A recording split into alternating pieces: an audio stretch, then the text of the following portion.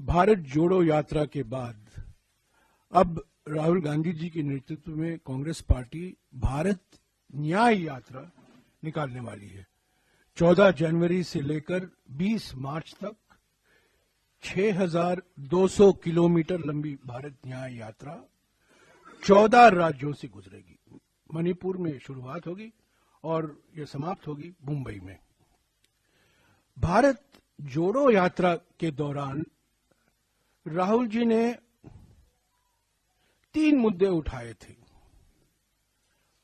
आर्थिक विषमताओं के बारे में उन्होंने जिक्र किया, सामाजिक ध्रुवीकरण के बारे में उन्होंने बातचीत की और राजनीतिक तानाशाही जो आज हमारे देश में हकीकत बन गई है उसके बारे में जनता को अवगत कराया।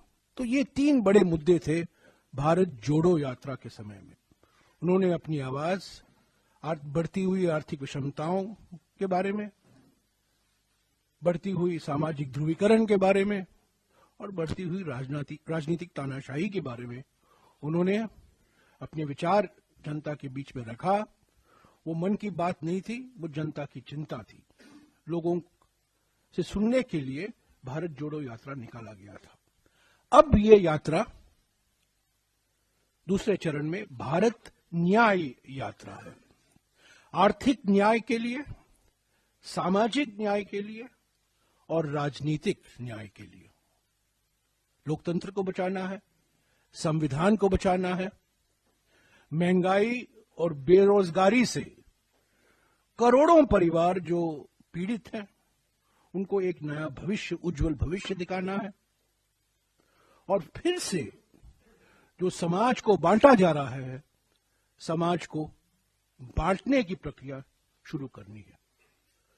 तो पहले भारत जोड़ो यात्रा भारत को जोड़ने के लिए, और अब भारत न्याय यात्रा, ताकि लोगों में हम आश्वासन देंगे कांग्रेस पार्टी की ओर से, राहुल गांधी जी की ओर से, कि कांग्रेस पार्टी वचनबद्ध है लोगों को, आम जनता को आर्थिक न्याय, सामाजिक न्याय और राजनीतिक न्याय पूर्ण तरीके से उपलब्ध हो।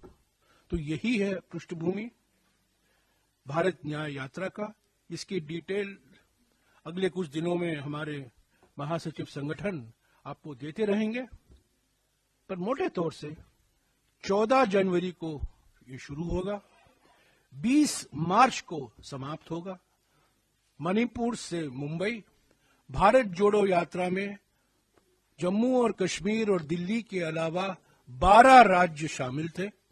भारत न्याय यात्रा में 16 राज्य शामिल हैं, 14 राज्य शामिल हैं, पर 6,200 किलोमीटर लंबा ये भारत न्याय